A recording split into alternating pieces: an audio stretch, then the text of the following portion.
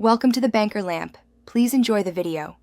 In this video, I will explain how to set up an Interactive Brokers account. Getting started is straightforward if you have your information ready. First, you will need to decide on the type of account that best suits your needs, whether it's an individual, joint, or retirement account. Then, ensure you have all your personal identification and financial details at hand. This preparation will make the application process much smoother and quicker, saving you valuable time. Once you've chosen your account type, the next step is to complete the online application. You'll fill in your personal details, including your employment information and financial background.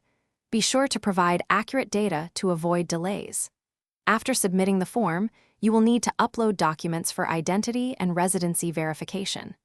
This typically includes a government-issued ID and a utility bill, ensuring your account is secure and compliant with regulations. With your application submitted and verified, it's time to fund your new account.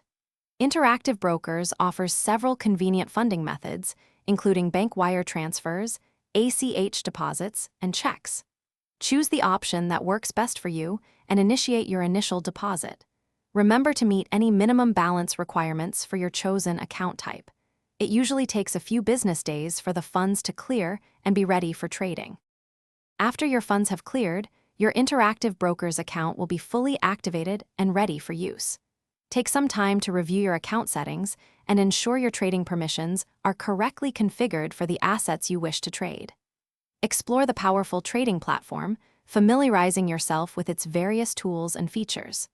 Once you feel comfortable, you can confidently begin placing your first trades and managing your investments.